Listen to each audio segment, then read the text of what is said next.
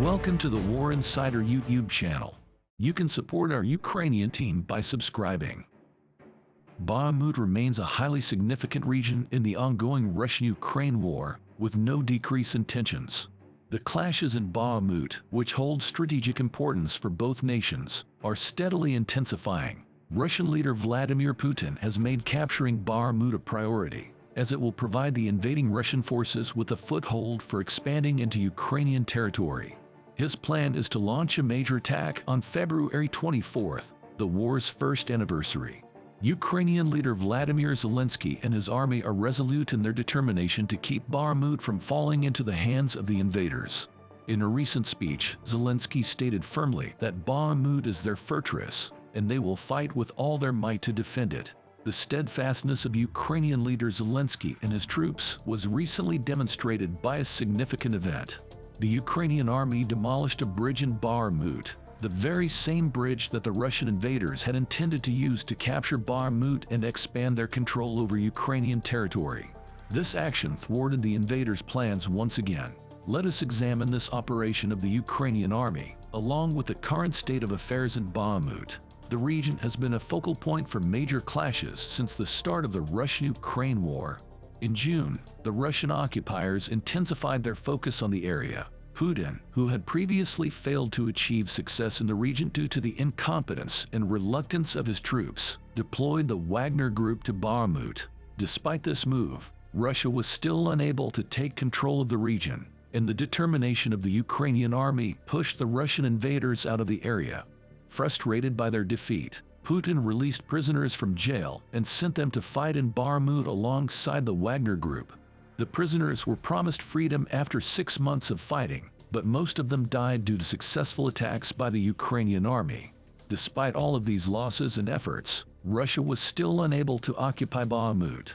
This was because the loyal and brave Ukrainian soldiers easily defeated the reluctant and mercenary Russian soldiers. The destruction of a bridge in Bakhmut by the Ukrainian army has dealt a major blow to the Russian invaders' plan to advance in the region. This bridge connected Bakhmut with the city of Konstantinovka, which is under Ukrainian control, and the invaders intended to cross it and spread further into Ukrainian territory. However, the Ukrainian army made a strategic move by destroying the bridge, thus preventing the Russian invaders from advancing.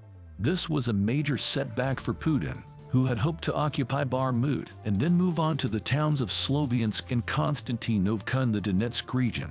The destruction of the bridge in Bakhmut has thwarted his plan. After the bridge in Bakhmut was destroyed, Russian leader Putin is left considering his next move.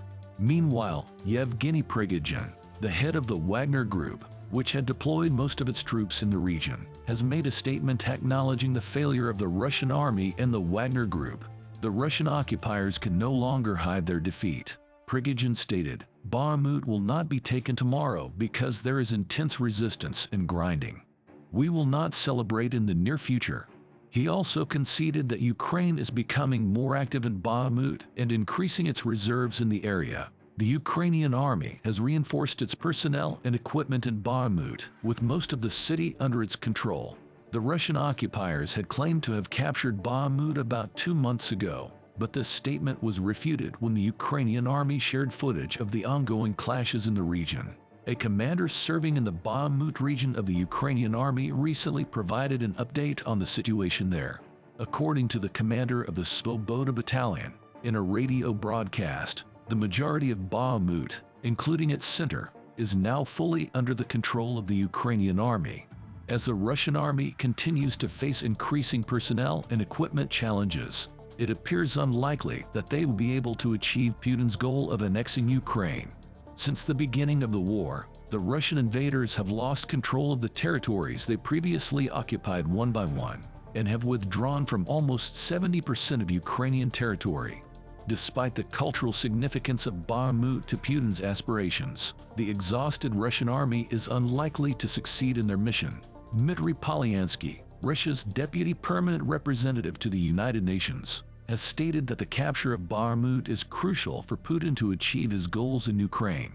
One of Putin's primary objectives is to seize Donbass in southeastern Ukraine, but the Russian army is continuously losing ground in this region.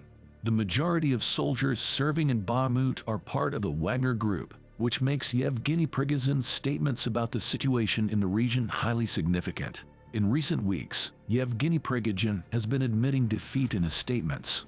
While this is true, it raises the question of why Prigozhin, who made many false statements just a few weeks ago, including claiming that they had captured Bakhmut, is now making these frank statements.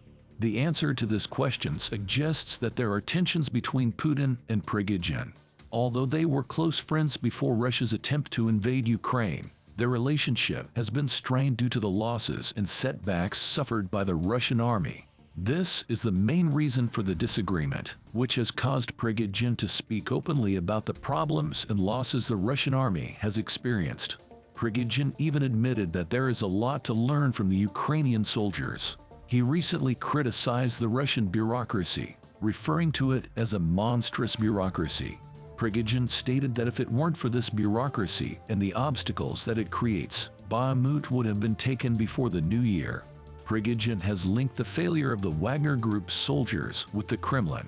The media has been highlighting the disagreements between Putin and Prigozhin, with several allegations circulating in the public domain. One of these claims is that Prigozhin has struck a deal with Kadyrov and is preparing for a post-Putin era in Russia.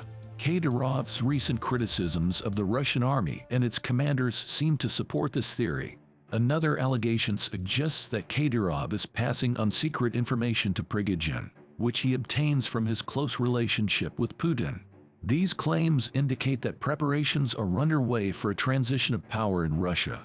The recent developments on the front line and in international relations make it clear that Putin has suffered significant losses, with even the military and citizens acknowledging his failure. The Russian people are protesting against the occupation, and soldiers are fleeing the front at the first opportunity. The youth of Russia do not want to join the army, as they recognize the reality that Russia has lost. Putin is losing his friends one by one, and with the strategic offensive of the Ukrainian army in Bakhmut and the allegations against Kadyrov and Prigozhin, it seems that Russia will withdraw completely from Bakhmut. This is all for today. Don't forget to subscribe and hit the like button if you enjoyed the video. We'll be back with more updates and information. Thanks for watching.